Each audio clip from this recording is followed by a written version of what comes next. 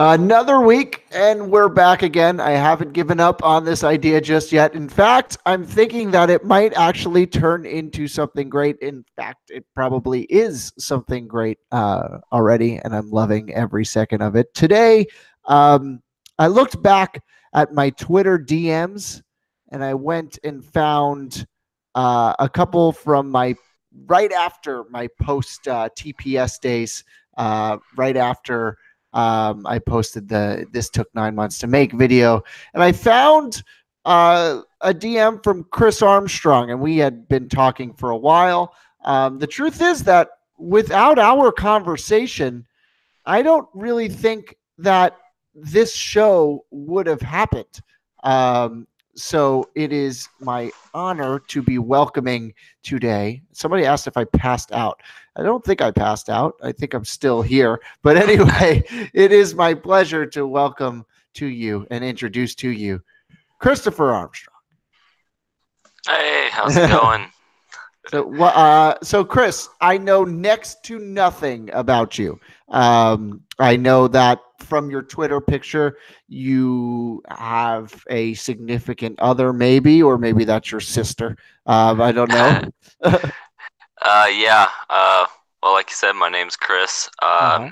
Just live in a small town here in Nebraska. Yeah, I'm married. I have a Okay. little boy with my Amazing. wife. Uh-huh. He's 9 months. So yeah, just small town Nebraska guy. Uh, So what is that small town Nebraska lifestyle like? What do you do for fun? Anything? when I say small town, I mean like compared to like say Miami or somewhere, like it's a town of like 50,000.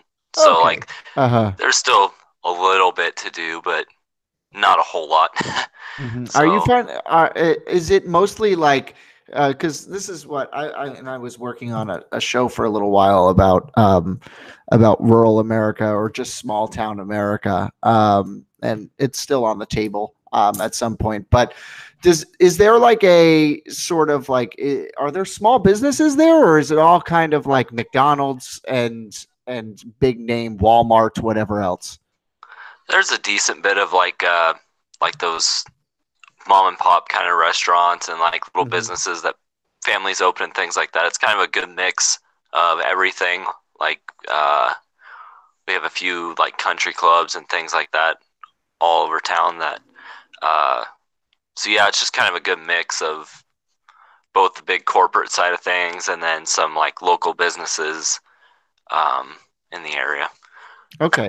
So what do you do for work? What is that you're I actually drinking, by the way? It is this amazing It's brisk. sweet tea. Yeah, brisk raspberry tea. Now, Delicious. Mike for the people now sponsored by Brisk Iced Tea. Yeah, One day, maybe. that'd be awesome. I would love that. But I work at a country club here in town called Riverside Golf Club. I'm a cook Okay. there, Uh-huh. so I get to do all the fun stuff with food, basically. So, Um, is cooking a passion of yours, or did it just kind of come around to this was a job, or what? I first started working in the food industry when I was 16. I worked at McDonald's with my mom. Hmm. Um, so I've been in the restaurant industry for about 7 years now. So it's definitely like a passion and also a hobby in a way. I love to cook. Went to college for it. Just all around love cooking. Okay, so it definitely is a passion. So you're doing what you Yeah. love. Yep. Is the restaurant menu something that you enjoy cooking, or is it mostly like fried foods? Because I know there's like either like a country club where it's like, okay, you're just serving for the people who are coming off, or there's like actually like more of a restaurant uh, end of it. Right. We're kind of in the middle of like your standard like restaurant and then more upscale. Hmm. So we have some Okay. like pasta options, but then we're also like a steakhouse. It's kind of like a combination of what you would see like fancy pastas at like an upscale Italian restaurant, and then we have our steaks. So And what? Going back to the beginning of it all, your start working at McDonald's with your mom. That's a good little added bonus to that. What was that like? um, it was definitely an interesting experience because I had just started in high school and I figured that I kind of needed money because I wanted to buy like things for lunch and things like that. Plus, there was a 50% discount at McDonald's, so it was uh it was just an all around. It was a good learning experience and a good first way to kind of get my foot in the door when it Mhm. comes to just working. I think I worked there for a year and a half. Mm. So, uh, if I remember right, my mom actually left McDonald's before I did because she Uh-huh. worked overnights and then I worked in like the evening. So we kind of worked more separately from each other. Right. But So it wasn't like you constantly had your mom down your back saying, "Okay, do this, yeah, do this, do yeah, this." So now you have a kid. So yeah. how has that completely changed your life? Oh, it is 100% just flipped everything around. Like everything Uh-huh. that I knew about living day to day life. Because for the first 3 years that me and my wife were together, we were living together, but we didn't have a kid, and so it really changed kind of the household altogether, and it just changed the way that I kind of viewed life. Like always viewed life as like relaxed and kind of carefree. Like I didn't really have a lot going on or a lot to do, and then Mhm. now I actually have responsibility and I have someone else to take care of besides just myself and helping out my wife here and there.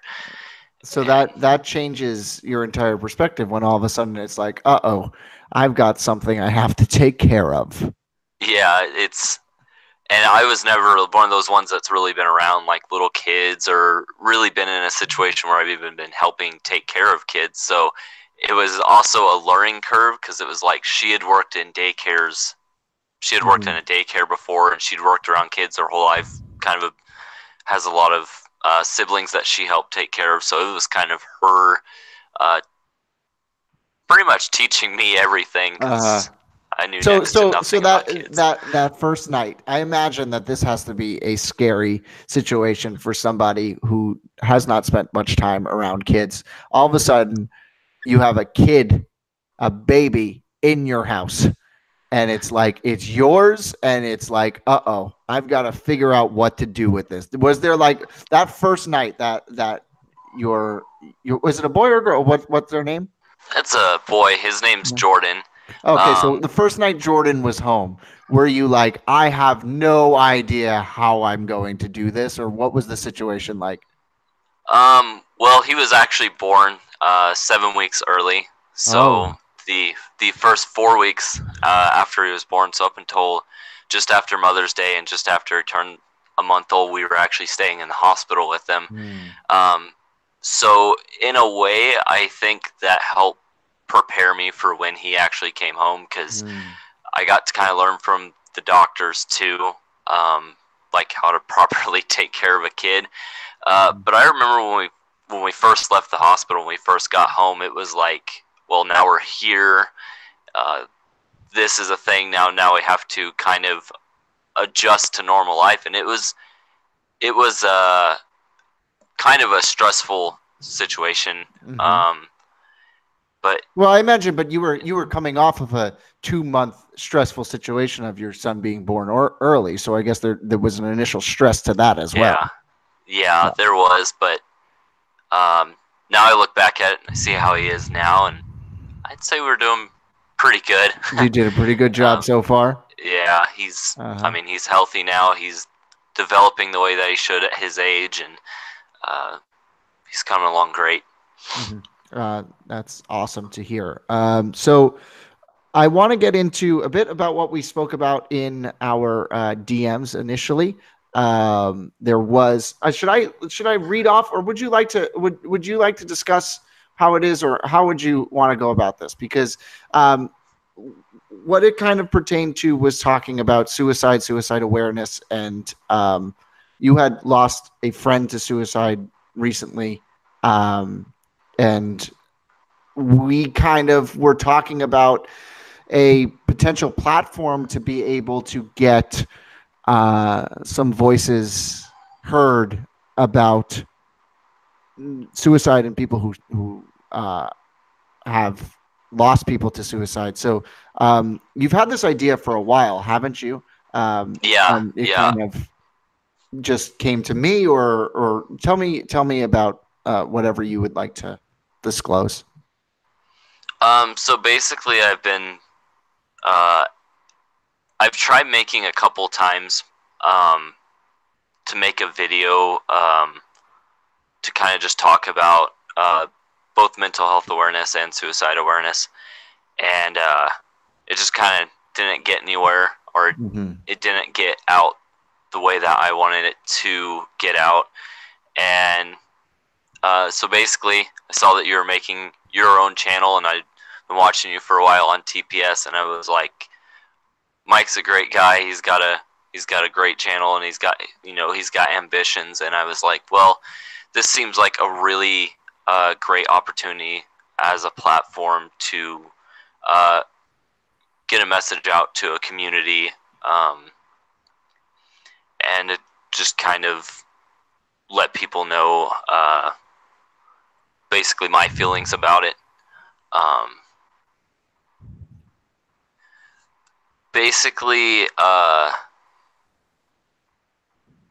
mental health awareness for me has been like a really big issue. Um, simply because a few years ago, in 2016, I lost a really close friend of mine, actually, like my best friend. I had spent a couple of weeks with him over the winter break, 2015, 2016, that winter break for my senior year of high school. I had spent a majority of a 2 week span of time at his house. He had actually just got back from what's called Boys Town here in Nebraska, which is like a home to help kids that have issues, um, almost like a juvenile detention center, more or less. But he had just gotten back from that, and he was needing some friends to spend some time with, and so that's what I did for the couple weeks after he got back. And one day I'm going down the street, I'm on my lunch break, and I'm in the car with my friend Matt, and my friend Julian calls me and tells me that my friend Jordan, who my son is named after, have passed away. And I just remember that feeling because right before I had gotten this phone call, I was actually debating on going to his grandma's house, which is where he was staying, to see how he was doing, and I didn't get there. And so since that day, I still feel it to this day, but I think that first year really hit me hard, just because we had spent so much time together the past couple weeks before it had happened, and it was just kind of out of nowhere and kind of took me by surprise. Was there And was there, I mean, I guess in that first year, not only grappling with the loss of uh, your best friend, but also, I guess, a feeling of, oh, like I could have done something more. This, and I'm sure all of those emotions ran through you. yeah, they absolutely did, and Mm-hmm. it kind of drove me into a dark place in my life. It was a month after he passed away that me and my now wife got together, but the first year was rough, but that first month in between was just the absolute worst. Between January and February was just the absolute worst, and it drove me to a point where I blamed myself, to the point where I actually almost committed suicide. And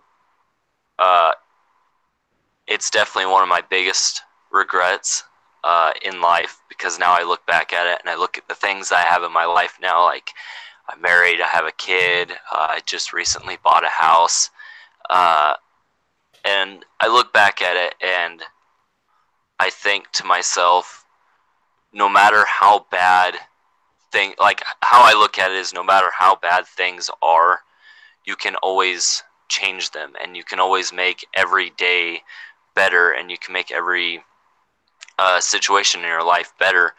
And that's kind of how I started to view it afterwards. Was I, like, after it happened, I kind of just sat there and thought to myself, especially now I still think about it, like, if I wasn't here, I wouldn't have any of these things that I have, and it makes me very thankful that I'm still here. And Well, I'll say that I'm very thankful and grateful that you're still here too. No matter for who's hearing this, I think that it's really important, and I thank you so much for going and getting there and telling what you need to tell.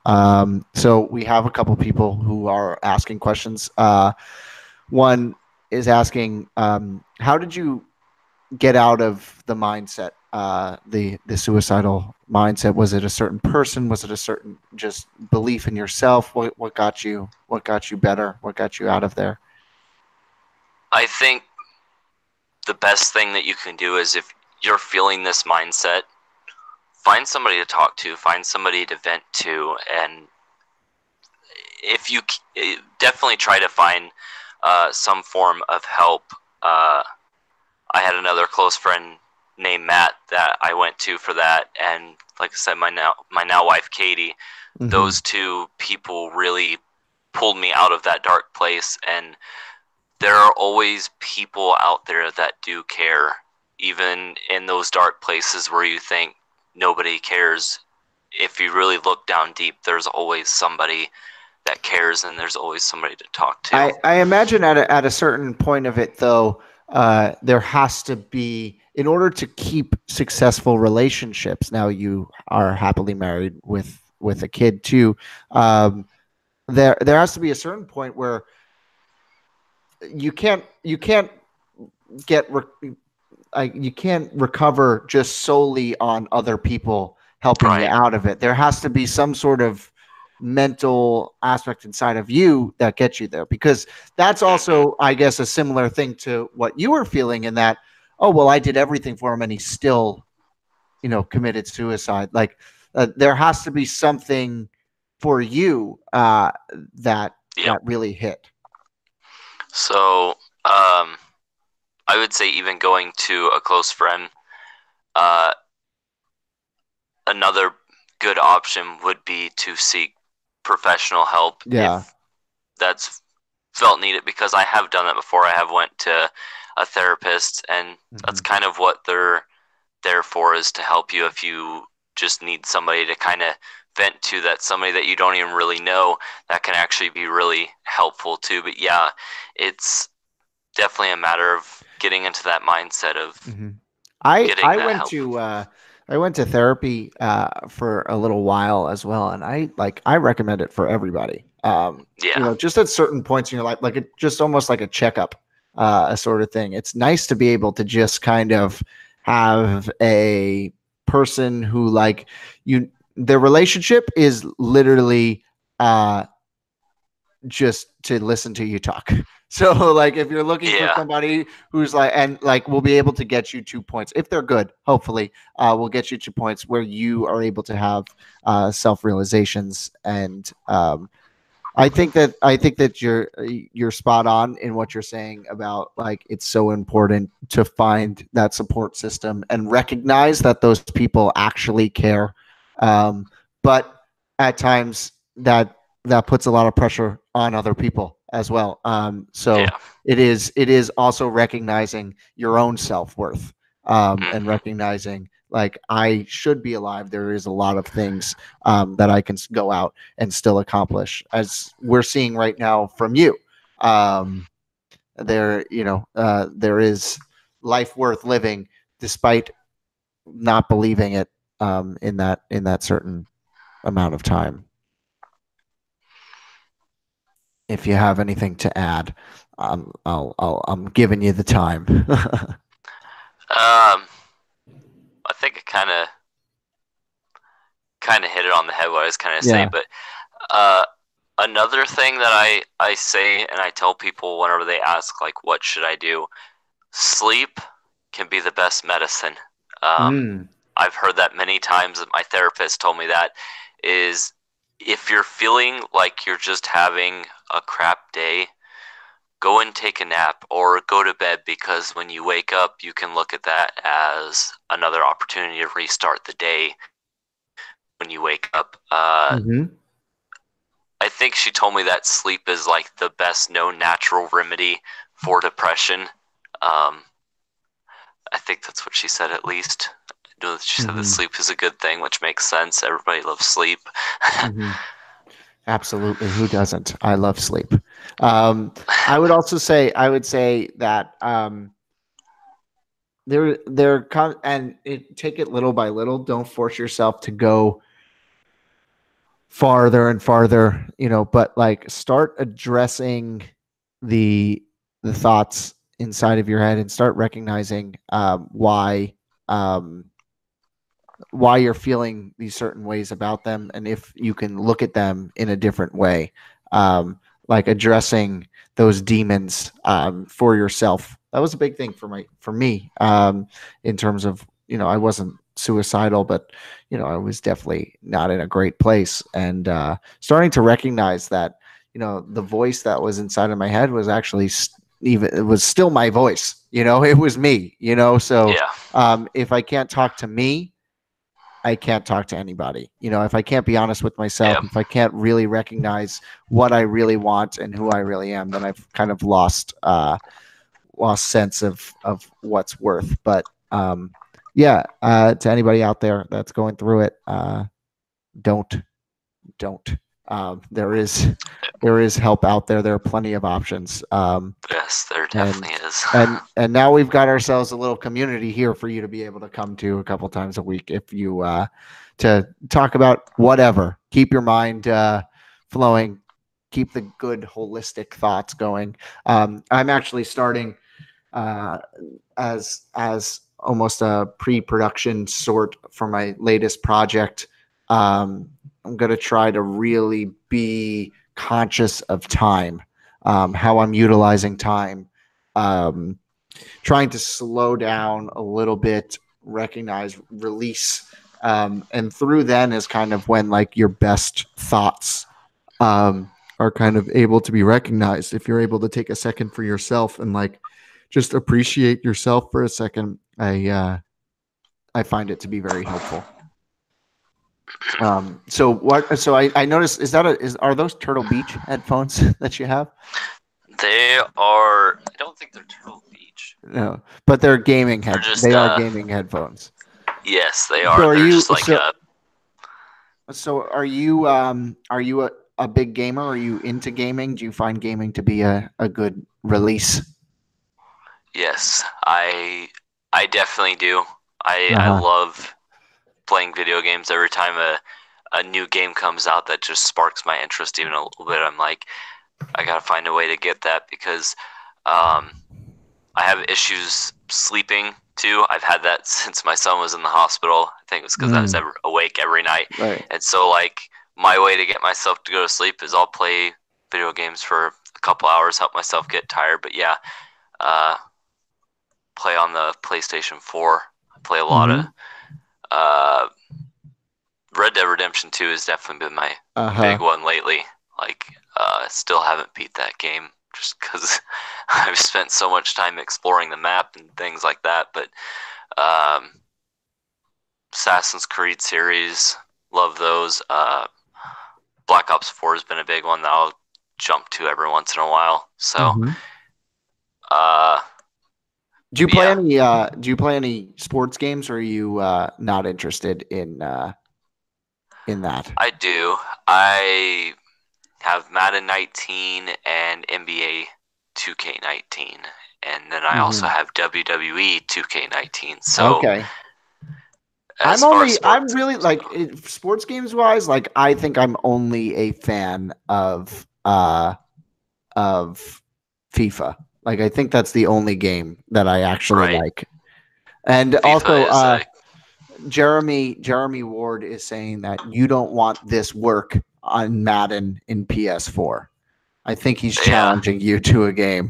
I am terrible at Madden. Like I play on like the medium level, of, like all, not even all pro, or yeah, I think I play on all pro, and I usually get my butt kicked Yeah. by the Are you Bills. uh are you watching streaming stuff with these games that you're playing or no? I watch a little bit of like YouTubers and some of their streams and things like that. Um, Mm-hmm. I think I'm I still trying to figure out what it's all about. I gotta be honest with you, but then I recognize that it's like not anything different than what I'm doing right now. It's just with a video game behind me as opposed to Bob Ross, which yeah. makes it interesting, I think. Well, at least it's a good piece of art that you have behind you. It is art, and don't let anybody else say anything otherwise. That's yeah. the way I live. So, what is your sports fanhood? Because you were a TPS fan, so you did like me for sports, which makes me think that you're probably a football fan. Um. Yes and no. Like I don't follow a specific like team, so to speak. Okay. I more of just watch like some of the younger like up and coming players. So I kind of watched like pretty much almost every team and like a lot of different games. Uh, So you're like this year. oh wait, so you're just fascinated in younger players and watching kind of stars arise. Um, yes and no. Like Uh I huh. like seeing like Patrick Mahomes. Like I like Yeah, of watching course. him because I think he's going to be a great player. That 10 years from now, we're going to look back and go, yeah, that he did that this year. But I Mhm. also like a lot of the veteran players too. Um, like I like I think it was in the Daquan Young podcast. You had said that you were hoping for either a Chiefs and Rams Super Bowl or a Patriots and Yes. Saints Yep. Super Bowl, and that's exactly what my mindset was this year because I was like, I either want these two up and coming teams or just two veteran quarterbacks, getting that one last Hmm. duel because I don't know how close Tom Brady and Drew Brees are really getting to retiring, but uh, Their careers are more behind them than they are forward, at least in terms of play. So the yeah, amount of definitely. chances that we will have to see them again play together are limited. So what is your favorite sport then if it's not football? Uh, Probably right now, basketball. I'm Okay. I'm a Lakers fan. Uh-huh. So it's a So good yeah. time to be well, I guess, yeah, in terms of having LeBron Uh, there. It's not as uh, good as it was back in the day. no. It's Uh-huh. definitely not as good as it was, and even now, it's like Yeah. LeBron. Everybody's getting injured, so Hmm. uh, it's kind of rough right now. Hmm. so, um, but yeah, I think my biggest thing that I watch is wrestling, which some people are gonna be like, "Oh well, yeah," but Uh-huh. yeah, I watch a lot of wrestling. So how did you come around to TPS videos and watching TPS? Was it something that you watched often, or did you just kind of stumble around them when they came around? Um, I can't remember exactly the first time I saw a TPS video, but it was probably around 2 years ago, Hmm. and it was like it was referring to like blunders made in the NFL or something like that, and Yeah. then subscribed to the channel, and then I just kind of watched it over. Hmm.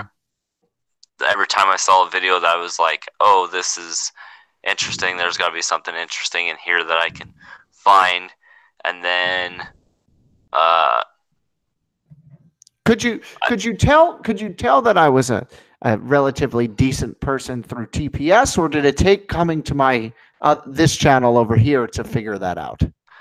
I thought about it when you were on TPS. I was like, I Uh-huh. mean, as a, I guess you could say, as a commentator, Mm-hmm. I was like, yeah, this guy's definitely got potential to not just move up in TPS, but even move on to like your own platform, like you're doing now. And Mm-hmm. uh, I think it was like shortly after I started watching TPS is when you actually went on to TPS. I Okay. think, Yeah. Uh-huh. Yeah. but I think my favorite series for a while, just because I did a lot of the like talking with like one of the guys that I work with James, was Man versus Madden. He would Oh always yeah. like watch it with me, and then Uh-huh. he's like a huge like diehard Bears fan. So Uh-huh. like he saw like he was like I think it was the Miami and Chicago game, Mm-hmm. that when Miami beat Chicago. I Right. think Yep. in Man versus Madden, I think you picked the Bears to, or it was either, I can't remember which one I you picked that probably I week. probably in a Bears versus Dolphins game as a Dolphins fan would have picked the Dolphins. Yeah, and then Miami ended up winning, and like I went back to it, and I was like, you see this right here? This is because like some kind of like southern Florida or like some Floridian magic happened, and this is why the Bears lost. And he was like, no, they lost because they need a better kicker. And then like That's in the true. last, and like the Philly and the Chicago game, and then Cody Parkey double doinking Mm-hmm. the field goal. He like betted on that, like from that Miami game, uh, all the way up into the playoffs. He bet that if the Bears lost to the Eagles, it would be because of Cody Parkey. And So I started sorry, that.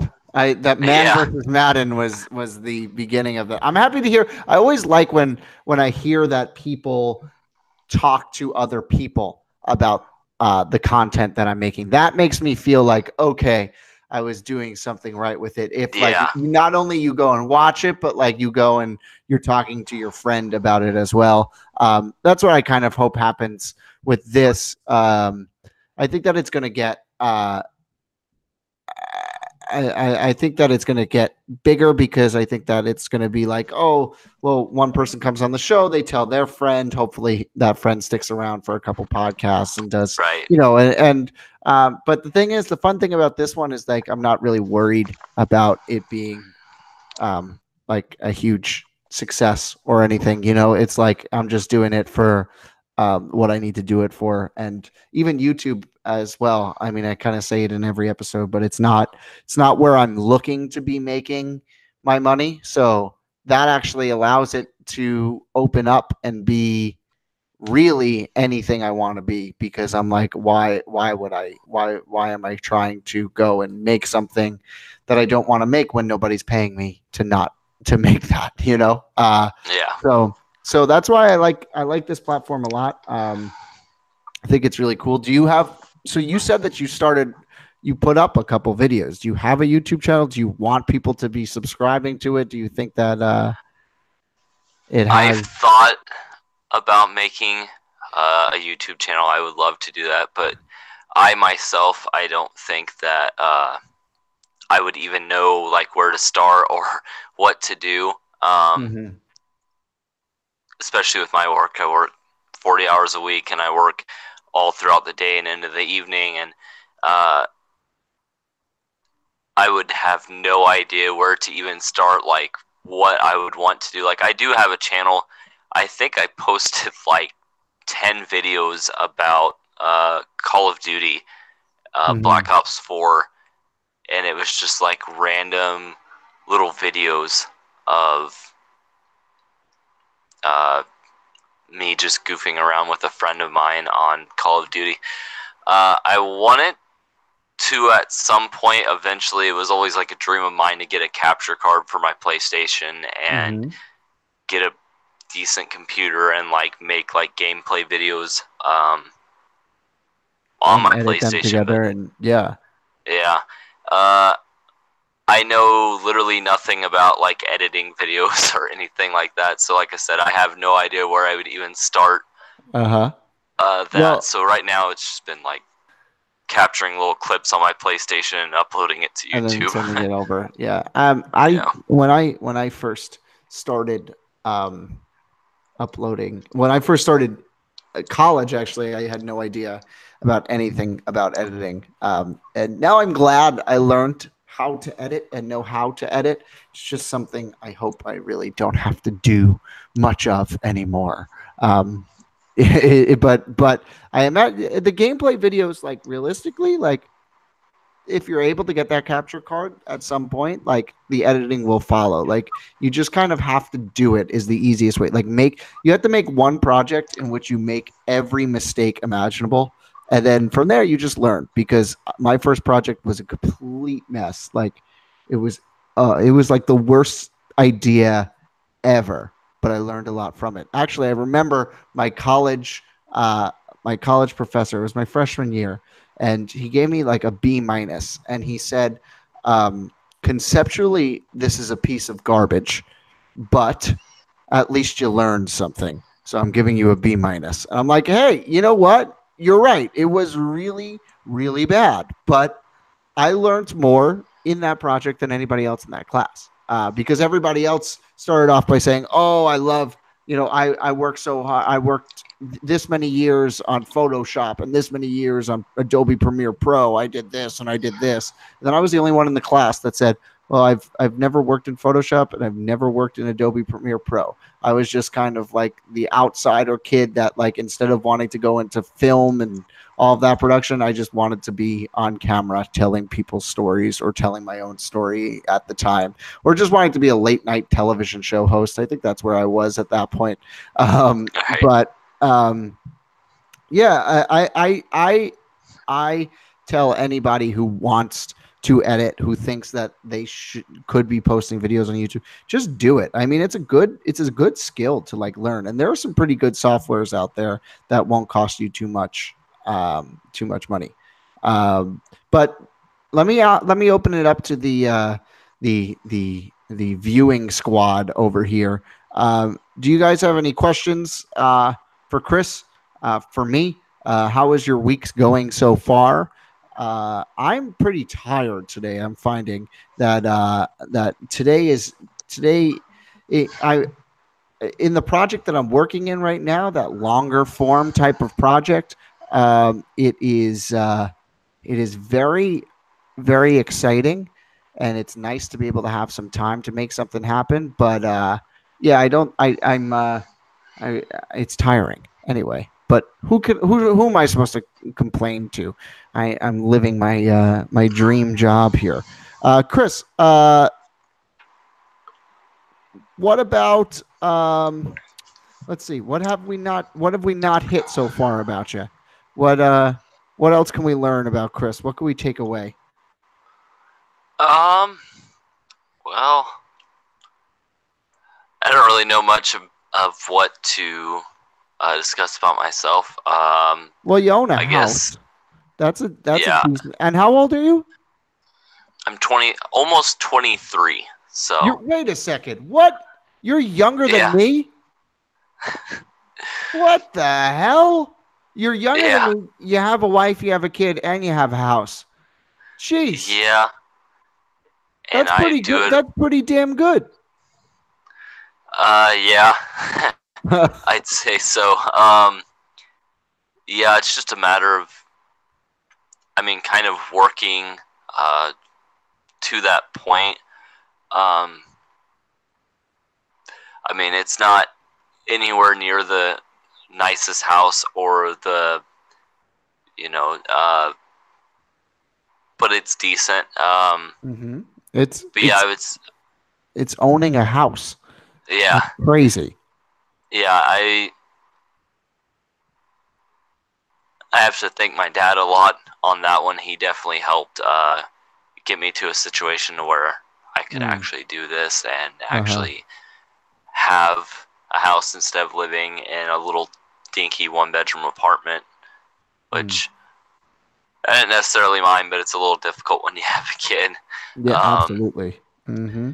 So yeah, I think when my kid came around and or whenever I found out that I was going to be a dad, it became a matter of, okay, well, I gotta figure out how to get my credit up, and I gotta figure out a loan for a house now, because you have no matter to what I'm gonna, adult yeah, at some point. Yeah. yeah. I moved out when I was 19, so I've almost lived on my own for about 4 years. And so from like the time that I moved out to the time that I found out that I was having a kid, I definitely had to kind of grow up a lot more, so to speak, in a really short span of time. If I were to go back 3 years ago or even 4 years ago, and like I told myself at 23 I was gonna own a house and be married and have a kid, I would probably have had to have told myself that I was delusional, because I was like barely getting through high school and had like no plans of anything after high school, and I had no idea what I was gonna do with my life. I feel like that's like almost the majority too. Like that's like a lot of people coming out of high school, and I don't know if any of the people watching are in this situation where you're kind of lost in like, what do I want to do? I was lucky to be able to hit something that like I wanted to do, but I know plenty of people, plenty of my friends who had no idea or still grappling with figuring out what to do. What was your uh, coming to term? Like, what was your direction setter? What hit you and said, "All right, yeah, no, this is what I want." I know it was cooking, but what like did it I hit at a think certain point after you graduated, or what was it? there was like it was like a college fair thing where we had to like sign up for like what we were going to do in college, and I think that's where it really hit me, because I had been cooking for 2, almost 3 years, and I was going to go to college for manufacturing or welding. And my boss at the time, I was working at a little like bar and grill, like pool hall pretty much, called Miscues. And my boss came up to me. Clever name. Yeah, it's a genius name, Miscues, for a pool hall. But he came up to me and he goes, "Why are you going to go to school for manufacturing?" Like, he told me, "You're one of the best cooks that I've had work here, and you're going to school for manufacturing. Do you even like manufacturing?" And I said, "No. The idea of standing in front of a machine for 8 hours, it freaks me out." And he goes, "Well, then why are you planning on doing it?" And I said, "Because I don't know what I'm going to do with my life after high school." And he said, "Well, what you need to do is you need to take the skills that you have now in cooking and learn more." And so at that point, like shortly, it couldn't have, I think it was maybe a month after he had said this to me, I had this like college fair thing, and we were applying for like what we're going to school with, and we had to meet with like our school counselor, and we had to tell him like, this is what we're going to school for. And it was like at the last minute at the school fair, which is where you registered for what you were going to go to school for. It's just at the last minute I switched and said, "You want to know what? I'm not going to school for manufacturing. I'm going to go to school for culinary arts and hospitality management." And I think I had a couple of friends that went into manufacturing, and I was like the only one that went to culinary, and they were all like, "What are you doing?" And I was like, "I honestly don't know. Somebody just said that this was a good idea, so I'm going with it." But I'm glad that I made that. Yeah. That was like that was a life-defining moment right there. Thank you to whoever worked at Miscues that let you know. What was his name? Do you know his name? Because he might have saved your life. Scott. Yeah, Scott. Wow. Yeah, Scott Just really completely changed the direction of where you were going with just one conversation. yeah. I didn't work there for very long because Mm-hmm. I found a different job. Went and worked at Perkins for a while, but Mm-hmm.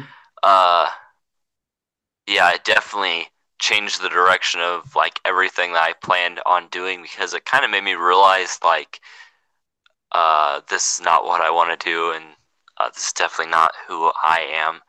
Um, so yeah, definitely glad that he pointed that out to me because I was like, I had no idea what I was doing. It also goes to show that putting yourself out there, going and talking to other people, and being honest with them, and just like kind of being honest with yourself, recognizing, okay, well, uh, I guess I don't want to do this, and somebody just having a little faith in your own ability can go a very, very long way. So yeah, it's good to, especially having had those people. It's very important to be those people for other people. When you see a talent, recognize it and embrace it, and let those people shine at what they're good at, because it will take them that energy that they felt will carry them into a much better place in their lives, and we'll get them. And hopefully, you can find somebody like that um, who can do well, and help you figure out exactly what you want to do. Um, yeah, that's kind of like that's a good way to kind of leave this one off. I mean, I think that's important. Do you have I we're approaching an hour already, which, wow, that hour flew by for me. Yeah, yeah. But My so back's a little sore yeah, because that I'm kind of was leaning forward. we hit a broad range of topics there in those 50 minutes. Yeah. I'm happy to say that we if you're just joining us now, we did hit a bit about suicide awareness and coming out of dark depression, and Chris's story about losing his best friend to suicide, um, then finding a purpose, finding a career, finding what he wanted to do, and now somehow at the age of almost 23, a wife, a kid, a house, and a job that he likes. My gosh, it is very impressive. Jay Dillard, this made me think a lot. Thank you guys for opening my mind. Jeremy's yelling. He's saying that it was a short episode tonight. It wasn't. When the song is sung, the song is sung. But I don't know, Chris. If you have somebody there, is that your wife? Should we get her involved in the process? Uh, she's been in the bedroom this whole time. She's not. Maybe. Yeah, you've got baby things to do. I can't keep the man on too long. He has a child. He can't be speaking that long. But do you have any closing thoughts that you'd like to share with everybody that's watching now, and then also may watch in a couple hours? Because I'm actually going to change the title. I'm going to put in something about suicide awareness. And I'm also going to put in something about uh following, finding out what you want to do, and I'll figure something out. But just as a recap here. um, yeah, I think it was definitely a good episode. Like you said, we definitely hit a very wide range of topics. I will say this as a closing remark, though, having all those things done at 23, my hair has definitely paid for it. I have like nothing left on the sides. Yeah. But yeah, it's definitely like we had talked about earlier. Finding your way out of that dark place is so important because if you really find what gets you going, and you really find what makes you happy in life, it can surprise you how much you can achieve, not just for yourself but for others, helping others. And once you find like what really helps you and what brings you out of that dark place, you can really achieve a lot, and it might not even take that long. It might take you a year, it might take you 10 years, but it's a matter of just continuously persevering to get to where you want to be. Because, like I said, going back 4 years ago, I graduated from high school when I was 19. Uh, I go back 4 years, and I never would have thought that I would be in any of this situation. And especially because it was right before I graduated, so 4 months before I graduated is when my friend Jordan passed away. Uh, I think when I was getting ready to graduate high school, it was just I had no idea what I wanted to do with my life at all anymore. And now I look back and see the things I've accomplished over the last 4 years. And when people tell me that they don't know what they're doing with their life, I tell them just do what you want to do, because uh, at the end of the day, doing what you care about is what's going to make everything worth it. And um, yeah, I can easily go back every time and be like, 4 years ago, I just didn't think I would be in this situation. I think life moves at you fast. You can't tell the future as much as you would like to be able to plan it. Things change, and keeping your focus, keeping a positive attitude, and understanding what you really want from life will be the thing that gets you through even the worst or seemingly worst of times. Thank you, Chris. Thank you not only for coming on today, thank you not for just telling your story today, but also for DMing me and telling me your story, and wanting to get something out, because without this, without your message, I don't think that this would be happening today. The podcast, and I also don't know where this channel would have gone, or where I would be without just that small message. So thank you. Nobody is too big or too small to talk to. Let's keep remembering that. So yeah, guys, I'll be back tomorrow, I think. Yeah, I think that, why not? I'll find somebody to talk to tomorrow, maybe 2 or 3 people. We'll see. One more time, Chris, thanks so much. Thanks for having me. We'll be talking again soon, I'm sure. All right, sounds good.